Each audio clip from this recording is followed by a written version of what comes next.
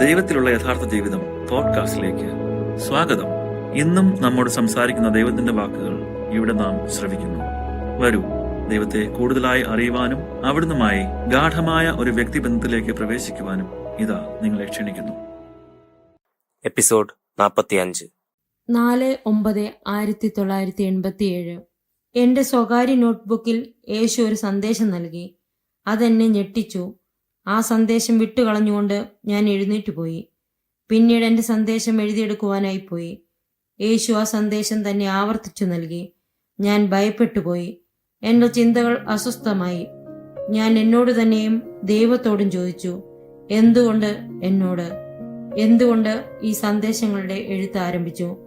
എന്തുകൊണ്ടാണ് ഞാൻ ദൈവത്തോട് ബന്ധിക്കപ്പെട്ടിരിക്കുന്നതായി എനിക്ക് അനുഭവപ്പെടുന്നത്? 1.5 വർഷം മുമ്പ് ഞാൻ എങ്ങനെയായിരുന്നു? ഇപ്പോൾ ഞാൻ എങ്ങനെയായിരിക്കുന്നു? ഇപ്പോൾ ഞാൻ സത്യത്തിലാണ് ജീവിക്കുന്നതെന്നും സംഭവിച്ചുകൊണ്ടിരിക്കുന്ന എല്ലാത്തിനും ഞാൻ ഉത്തരവാദിയാണെന്നും എനിക്ക് തോന്നുന്നു. ദൈവത്തെ പ്രസാദിപ്പിക്കണമെന്ന് എനിക്ക് തോന്നുന്നു. എന്നാൽ വീണ്ടും സംശയം. ഈ സംശയത്തിലൂടെ ഞാൻ യേശുവിനെ പരീക്ഷിക്കുവാൻ കാരണമാകുന്നു.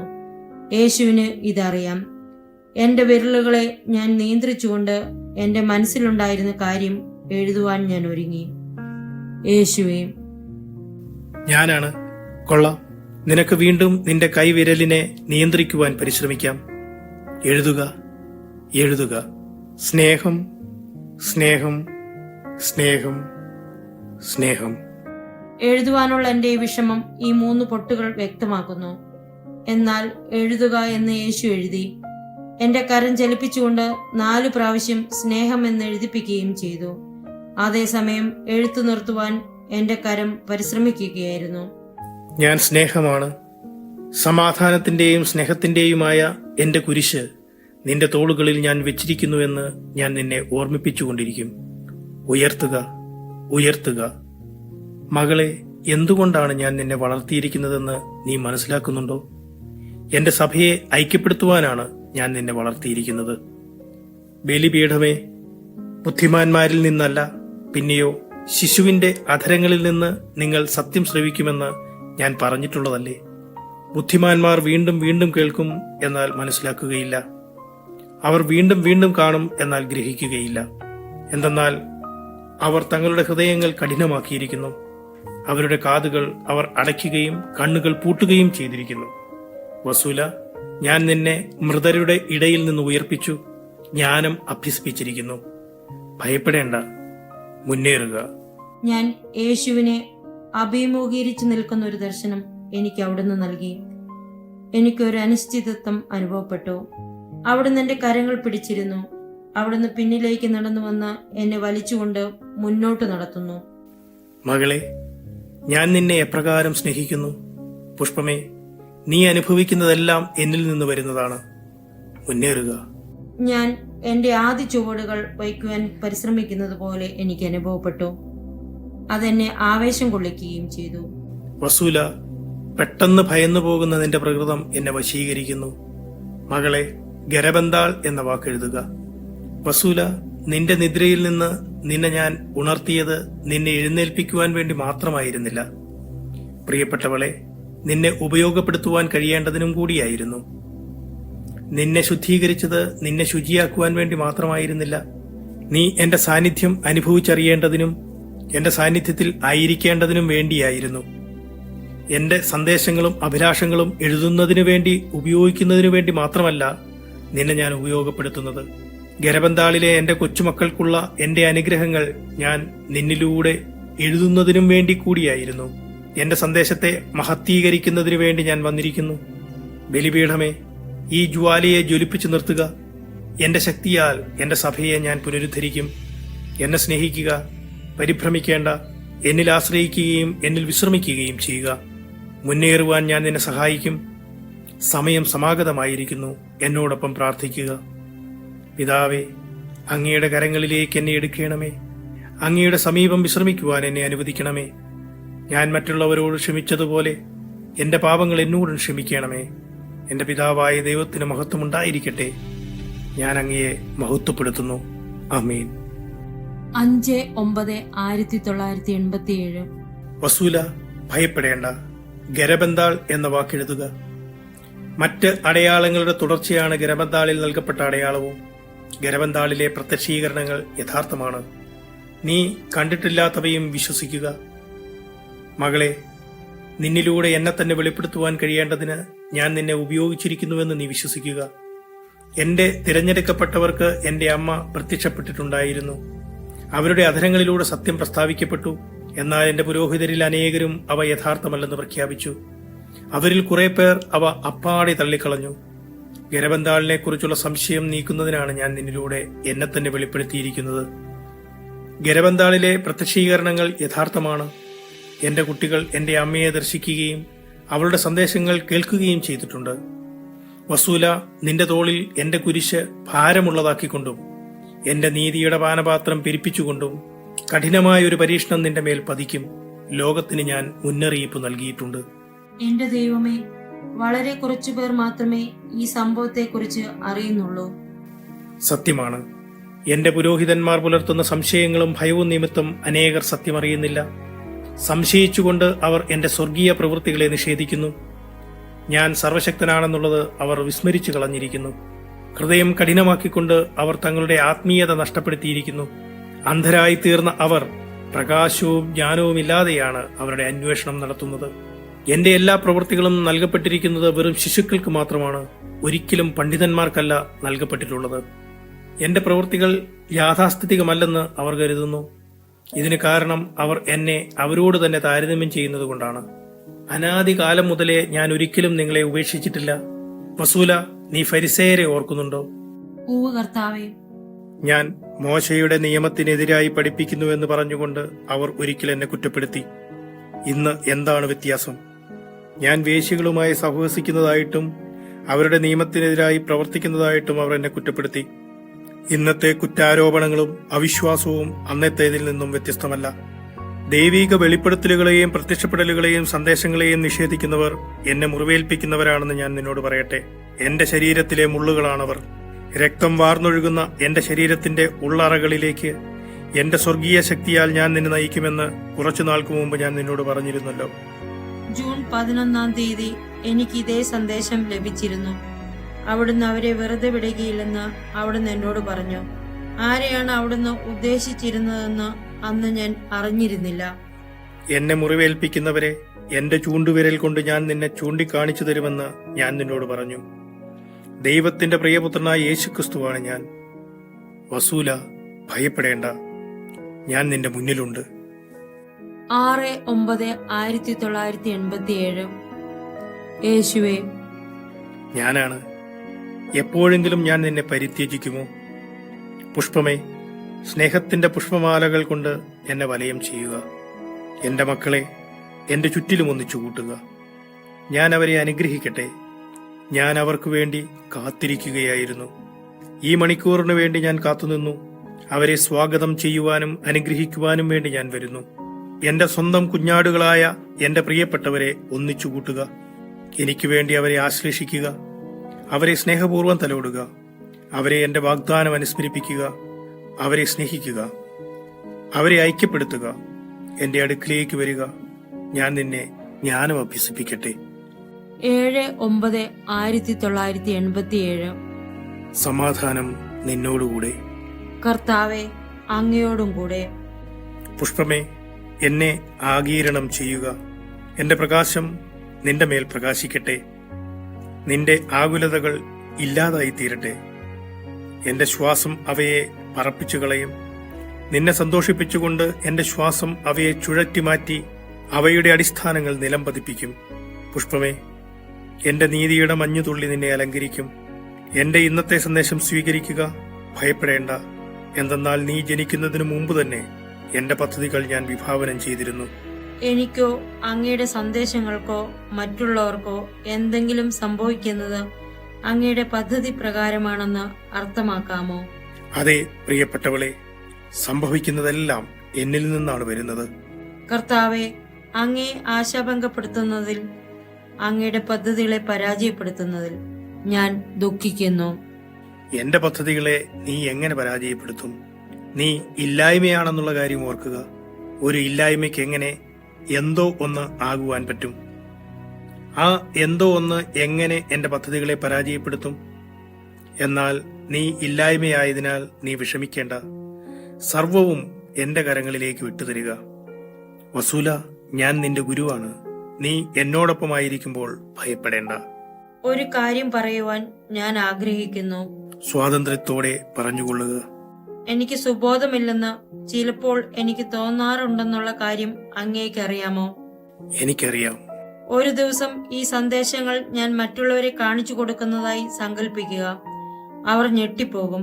ഇതിനൊരു സ്വാഭാവിക വിശദീകരണം അവർക്ക് കണ്ടെത്തുവാൻ കഴിയുമെന്ന് അവർ പറയും. എന്നിട്ട് അവർ ഇത് വിശ്വസിക്കുകയുമില്ല. വിശ്വസിക്കുക എന്നത് ഒരു കൃപയാണ്. വിശ്വാസമുണ്ടാവുക എന്നതും ഒരു കൃപയാണ്. എന്റെ സ്വർഗീയ പ്രവൃത്തികൾ കാണുന്നതും കേൾക്കുന്നതും ഗ്രഹിക്കുന്നതും ഒരു കൃപയാണ്. ഈ കൃപകളെല്ലാം ഞാൻ നൽകുന്നതാണ്. അതേ കർത്താവേ. വസൂല, ഞാൻ നിന്നോടൊപ്പം പ്രവർത്തിച്ചു. മകളെ, എന്നെ ബഹുമാനിക്കുക. അങ്ങയുടെ സഹായത്താൽ ഞാൻ അങ്ങയെ ആശാഭംഗപ്പെടുത്തുകയില്ല. എന്റെ അമ്മയിൽ നിന്നുള്ള വാക്കുകളെ ശ്രദ്ധിക്കുക. എന്റെ കുഞ്ഞെ വസൂല, ഭയപ്പെടേണ്ട, ഞാൻ നിന്നോടൊപ്പമുണ്ട്. നീ ആഗ്രഹിക്കുന്ന തെളിവുകളും അടയാളങ്ങളും സംബന്ധിച്ച് എന്റെ പുത്രനായ യേശു വ്യക്തമായ പരിധി വച്ചിരിക്കുന്നു. യേശുവിന് അവിടുത്തേതായ കാരണങ്ങളുമുണ്ട്. എന്നിരുന്നാലും വിശ്വസിക്കാനുള്ള കൃപ അവിടുന്ന് നിനക്ക് നൽകിയിരിക്കുന്നു. അവിടുന്ന് നിന്നെ ജ്ഞാനം അഭ്യസിപ്പിച്ചിരിക്കുന്നു. വസൂല, നീ നിശ്ചയമായും അന്ധമായി അവിടുന്ന് വിശ്വസിച്ചിരിക്കുന്നു. ഞാൻ അന്ധമായി വിശ്വസിച്ചിട്ടുണ്ടോ? നീ വിശ്വസിച്ചിട്ടുണ്ട്. അല്ലാത്ത പക്ഷം ഞങ്ങളുടെ അടുക്കൽ വന്ന് സന്ദേശങ്ങൾ എഴുതുവാനും അവിടുത്തെ ഹിതപ്രകാരം നിന്നെ ഉപയോഗിക്കാൻ അനുവദിക്കാനുള്ള ഈ തീഷ്ണത നിനക്കുണ്ടാകുമായിരുന്നില്ല. പ്രിയപ്പെട്ടവളെ, നീ ഇപ്രകാരം ചെയ്തുകൊണ്ട് നീ ദൈവത്തിൽ അന്ധമായി വിശ്വസിക്കുന്നുവെന്ന് തെളിയിക്കുന്നു. ദൈവം ഇതിൽ സംപ്രീതനായിരിക്കുന്നു. നിന്റെ വിശ്വാസം വലുതാണ്. ഇതുവഴി അവിടുത്തെ സ്വർഗീയ പ്രവൃത്തികളിൽ വിശ്വാസമുണ്ടാകുന്നതിന്, അവിടുത്തെ അന്ധമായി വിശ്വസിക്കുന്നതിന് മറ്റുള്ളവരെയും പഠിപ്പിക്കുവാൻ യേശു ആഗ്രഹിക്കുന്നു. നിഷ്കളങ്കരായിരിക്കുക. ദൈവം പ്രസാദിക്കുന്ന കുട്ടികളെ പോലെ ആയിത്തീരുക. പരിശുദ്ധ മാതാവേ, അവർ അങ്ങനെ വിശ്വസിക്കുന്നില്ലെങ്കിൽ എന്തായിരിക്കും സംഭവിക്കുക? ഇത് കേട്ടപ്പോൾ പരിശുദ്ധ മാതാവിന്റെ സ്വരം പെട്ടെന്ന് വളരെ മാറി. അത് വളരെ ഗൗരവമുള്ളതായി. നിനക്ക് വലിയ സഹനങ്ങൾ ഉണ്ടാകും. യേശുവിന്റെ പ്രതിച്ഛായ പ്രതിഫലിപ്പിക്കുന്ന ഒരു കണ്ണാടിയെ പോലെ ആയിത്തീരും നീ. കുഞ്ഞെ, നിന്റെ മേൽ അവിടുത്തെ സഹനങ്ങൾ പ്രതിഫലിക്കും. അവിശ്വാസവും പുച്ഛവുമാണ് അവർ പ്രകടിപ്പിക്കുന്നതെങ്കിൽ യേശുവിന്റെ സഹനം വർദ്ധിക്കുമെന്നാണോ അങ്ങ് അർത്ഥമാക്കുന്നത്? തികച്ചും അങ്ങനെ തന്നെ. യേശുവിന് സഹനമുണ്ടാകും. നിന്റെ മേൽ അവിടുത്തെ സഹനങ്ങൾ പ്രകടമാകും. അവിടുത്തെ പദ്ധതികൾ പണ്ടേ തന്നെ വിഭാവനം ചെയ്തതിനാൽ എന്തുകൊണ്ട് യാതൊരു വൈരുദ്ധ്യവും ഉണ്ടാകാതിരിക്കത്തക്കവണ്ണം അവരെ സൃഷ്ടിക്കുവാൻ കഴിഞ്ഞില്ല? കുഞ്ഞെ, ഈ വിധത്തിലാണ് മനുഷ്യർ ചിന്തിക്കുന്നത്. അവിടുത്തെ പ്രബോധനങ്ങൾ മറക്കരുത്. അവിടുത്തെ പ്രവൃത്തികളെ മനുഷ്യർ അംഗീകരിക്കണമെന്നാണ് യേശു ആഗ്രഹിക്കുന്നത്. ആരെങ്കിലും എന്നെ ഉപദ്രവിക്കുവാൻ ഉദ്യമിച്ചാൽ അവിടുന്ന് നോക്കി നിൽക്കുകയില്ലെന്ന് യേശു എന്നോട് പറഞ്ഞിട്ടുണ്ട്. യേശു ഇത് നിന്നോട് നിശ്ചയമായും പറഞ്ഞിട്ടുണ്ട്. ഞാൻ നിന്നോട് പറയുന്നു, ഞാനും നോക്കി നിൽക്കുകയില്ല. ഞാൻ നിന്നെ സ്നേഹിക്കുന്നു. അവർ നിന്നെ ഉപദ്രവിക്കുന്നത് ഞാൻ നോക്കി നിൽക്കുകയില്ല. ഞാൻ വികാരഭരിതയായി. ഞാനൊരു ഭീരുവാണ്. ഞാൻ ഭയപ്പെടുന്നു. എങ്കിലും ഞാൻ അങ്ങയോടും യേശുവിനോടും പറ്റിച്ചേർന്ന് നിൽക്കും. മകളെ, ഞാൻ ഒരു കാര്യം കൂടി നിന്നോട് പറയാം. ദൈവം മനുഷ്യരുടെ മേലുള്ള അവിടുത്തെ നീതിവിധി തയ്യാറാക്കിയിരിക്കുന്നു. അവിടുത്തെ പാനപാത്രം നിറഞ്ഞിരിക്കുന്നു. എന്നെ ശ്രദ്ധാപൂർവം ശ്രദ്ധിക്കുക. ഈ വാക്കുകൾക്ക് പിന്നിൽ അനേകം കാര്യങ്ങളുണ്ട്. വസൂല, ദൈവത്തെ മഹത്വപ്പെടുത്തുക. ഞാൻ നിന്റെ പരിശുദ്ധ മാതാവാണ്. മകളെ, എന്നിൽ ആശ്രയിക്കുക. പരിശ്രമിക്കുന്നതിൽ തളർന്നു പോകരുത്. കുരിശിന്റെ വഴിയിൽ യേശു സർവ്വരാലും പരിത്യജിക്കപ്പെട്ടു എന്ന കാര്യം ഓർക്കണം. അവിടുത്തെ കുരിശ് അവിടുന്ന് സ്വയം വഹിച്ചു. അതേ മാതാവേ, അവിടുന്ന് എനിക്ക് നൽകുന്നതിനേക്കാൾ കൂടുതലായി യാതൊന്നും ഞാൻ ചോദിക്കുകയില്ല. വസൂല, നീ മനസ്സിൽ സൂക്ഷിച്ച നിന്റെ ചോദ്യത്തിന് ഞാൻ ഇപ്പോൾ ഉത്തരം നൽകട്ടെ. അവർ വീണ്ടും വിശ്വസിക്കുന്നില്ലെങ്കിൽ ദൈവത്തിന്റെ നീതിയുടെ പാനപാത്രം നിറച്ചുകൊണ്ട് അവിടുത്തെ ക്രോധം വർദ്ധിക്കും. സെപ്റ്റംബർ 1 നിനക്ക് നൽകിയിട്ടുള്ള ആ ദർശനം പോലെയായിരിക്കും അത്. പ്രാർത്ഥിക്കുകയും പരിഹാരം ചെയ്യുകയും ചെയ്യുക, എന്തെന്നാൽ ഈ യുഗത്തിന്റെ അവസാനം അടുത്തിരിക്കുന്നു. അതേ മാതാവേ, ദൈവം അവിടുത്തെ മഹത്വപ്പെടുത്തട്ടെ. ഇത് ഞാനാണ്, യേശു. കുഞ്ഞെ, എളിമയുള്ളവളായിരിക്കുക. നമുക്ക് പരസ്പരം സംസാരിക്കാം. ഈ ദിവസം നമുക്ക് ഒന്നിച്ചായിരിക്കാം. നിന്റെ പരിശുദ്ധ സന്തത സഹചാരിയായിരിക്കുവാൻ എന്നെ അനുവദിക്കുക. കർത്താവെ, അങ്ങയോട് സംസാരിക്കുവാൻ എന്നെ അനുവദിക്കുക. ഞാൻ അങ്ങയുടെ സാന്നിധ്യം അനുസ്മരിക്കും. വരൂ, നമുക്ക് 7/9/1987. മകളെ, സമാധാനം നിന്നോടുകൂടെ. ഞാനിപ്പോൾ പറയുവാൻ പോകുന്ന വാക്കുകൾ പ്രത്യേകമായി ഓർക്കുക. കർത്താവായ ഞാൻ വാതിൽക്കൽ മുട്ടിക്കൊണ്ടു നിൽക്കുന്നു. നിങ്ങളിലൊരാൾ വിളിച്ചുകൊണ്ടിരിക്കുന്ന എന്നെ കേട്ട് വാതിൽ തുറന്നു തരികയാണെങ്കിൽ ഞാൻ അകത്ത് പ്രവേശിച്ച് അവനോടൊപ്പം ഇരുന്ന് അവന്റെ ഭക്ഷണത്തിൽ പങ്കുചേരും. ഞാൻ സ്വയം വിജയശ്രീലാളിതനായി എന്റെ പിതാവിനോടൊപ്പം അവിടുത്തെ സിംഹാസനത്തിൽ ഇരുന്നതുപോലെ വിജയം വരിക്കുന്നവനെ എന്റെ സിംഹാസനത്തിൽ പങ്കുചേരുവാൻ ഞാൻ അനുവദിക്കും. ആർക്കെങ്കിലും കേൾക്കുവാൻ ചെവികളുണ്ടെങ്കിൽ ആത്മാവ് സഭകളോട് പറയുന്നത് എന്താണെന്ന് അവൻ ശ്രദ്ധിക്കട്ടെ. മകളെ, അവരോട് പറയുക, എന്റെ വചനം അവരെ ഓർമ്മിപ്പിക്കുക. എന്തെന്നാൽ അവർ എന്റെ വചനം മറന്നുപോയിരിക്കുന്നു. യേശുവേ, എന്നെ സഹായിക്കണമേ. വസൂല, ഞാൻ നിന്നെ എപ്പോഴും സഹായിക്കും. ഞാൻ നെടുവേർപ്പെട്ടു. കർത്താവെ, അങ്ങേക്ക് നന്ദി. 8/9/1987. വസൂല, എന്നെ സന്തോഷിപ്പിക്കുകയും എന്നെ സ്വീകരിക്കുകയും ചെയ്യുക. നീ എന്നെ അനുഗമിക്കണമെന്ന് ഞാൻ ആഗ്രഹിക്കുന്നു. എന്റെ സക്രാരിയിൽ എന്നെ കണ്ടുമുട്ടുവാൻ ഞാൻ നിന്നെ കൊണ്ടുപോകാം. എന്നെ സ്വീകരിക്കുക. ഞാൻ നിന്നെ അനുഗ്രഹിക്കും. ഞാൻ നിന്നെ സ്നേഹിക്കുന്നു. വിശുദ്ധ കുർബാന സ്വീകരണത്തെയാണ് യേശു ഉദ്ദേശിച്ചത്. കർത്താവെ, ഞാൻ അങ്ങയെ സ്നേഹിക്കുന്നു. ഞാൻ വരാം. 9/9/1987. വസൂല, ഞാൻ നിനക്ക് നൽകുന്ന വാക്കുകൾ പ്രസിദ്ധപ്പെടുത്തണമെന്ന് ഞാൻ ആഗ്രഹിക്കുന്നു. ആ വാക്കുകൾ എല്ലായിടത്തും പ്രചരിപ്പിക്കണമെന്ന് ഞാൻ ആഗ്രഹിക്കുന്നു. കർത്താവായ ഞാൻ ഗരബന്താളിലെ എന്റെ മക്കളെ അനുഗ്രഹിക്കുന്നു. വസൂല, അവരെ അനുഗ്രഹിക്കുക, അവരെ ഐക്യപ്പെടുത്തുക. കർത്താവെ, അങ്ങയുടെ സഹായത്തോടെ ഞാൻ ചെയ്യാം. പെട്ടെന്ന് എല്ലാ പിശാചുക്കളും നരകത്തിൽ നിന്ന് പുറത്തു വന്നു. സാത്താൻ കോപം കൊണ്ട് അലറി. അവന്റെ അനുയായികളും കോപവേറി പൂണ്ടു. അവർക്കെല്ലാം പേരുകളുണ്ട്. എന്നെ ആക്രമിച്ചു കൊണ്ടിരിക്കുന്നവരെ എനിക്കറിയാം. വസൂല, വരൂ. അവർ നിന്നെ എത്രമാത്രം വെറുക്കുന്നുണ്ടെന്നുള്ളത് ഞാൻ നിനക്ക് മനസ്സിലാക്കി തരാം. ഭയപ്പെടരുത്. ഭൂമിക്കടിയിലേക്ക് യേശു എന്നെ വലിച്ചു കൊണ്ടുപോയി. ഞങ്ങൾ അവിടെ നിന്നു. ഞാൻ നരകത്തെ തിരിച്ചറിഞ്ഞു. എന്റെ കാലുകൾ വഴുവഴുത്ത കറുത്ത ചെളിയിൽ ചവിട്ടിയതുപോലെ തോന്നി. അതൊരു ഗുഹ പോലെയായിരുന്നു. യേശു എന്നോട് ശ്രദ്ധിക്കുവാൻ പറഞ്ഞു. ആഹാ, അവൾ ഇതാ വീണ്ടും വന്നിരിക്കുന്നു. മറ്റൊരു ദുർമന്ത്രവാദിനി. അവളെ സൂക്ഷിക്കുക. അവളെ മുറിവേൽപ്പിക്കുക. അവളെ എന്നേക്കും അംഗഭംഗപ്പെടുത്തുക.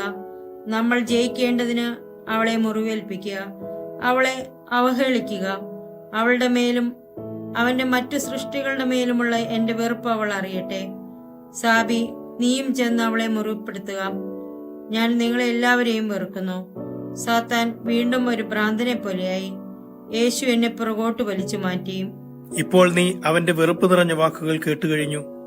നിന്നെക്കൊണ്ട് സന്ദേശം എഴുതുന്നത് നിർത്തുവാൻ എത്ര ദൃഢനിശ്ചയത്തോടെയാണ് അവൻ നിന്റെ പിന്നാലെ കൂടിയിരിക്കുന്നതെന്ന് നീ മനസ്സിലാക്കണം. യേശുവായ ഞാൻ നിന്നെ സ്നേഹിക്കുന്നു. എന്റെ ദൃഷ്ടിയിൽ നിന്ന് ഒരു നിമിഷം പോലും നിന്നെ വിട്ടുകളയാതെ എന്റെ ചിറകുകൾക്കുള്ളിൽ ഞാൻ നിന്നെ സംരക്ഷിക്കുന്നു. പിന്നീട് വസൂല, ആ പുസ്തകങ്ങൾ വായിക്കരുത്. അവയിൽ ജ്ഞാനമോ സത്യമോ ഇല്ല.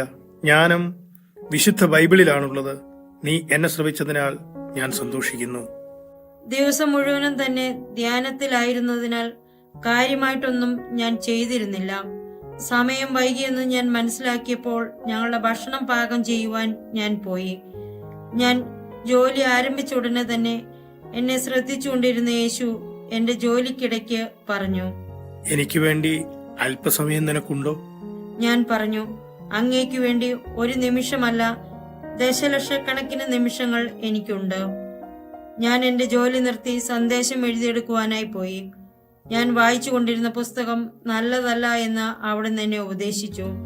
ഞാൻ ഒരിക്കലും കേട്ടിട്ടില്ലാത്ത കാര്യങ്ങളെക്കുറിച്ച് വിവരിക്കുന്ന പുസ്തകം. പുരാണങ്ങളെക്കുറിച്ചും മതങ്ങളെക്കുറിച്ചുമുള്ള കാര്യങ്ങൾ അടങ്ങിയ പുസ്തകം എഴുതിയത് ദൈവശാസ്ത്രജ്ഞനല്ലായിരുന്നു. പിന്നീട് വൈകുന്നേരം എന്റെ മുഖത്തിന്റെ ആ ഭാഗങ്ങൾക്കെല്ലാം ക്ഷതമേൽപ്പിക്കപ്പെട്ടിരുന്നു. ഞാൻ തിരുക്കച്ചയിൽ പതിഞ്ഞിട്ടുള്ള തിരുമുഖ ചിത്രത്തിൽ നോക്കുകയായിരുന്നു. കർത്താവെ, ഞാൻ എന്താണ് ഈ കാണുന്നത്?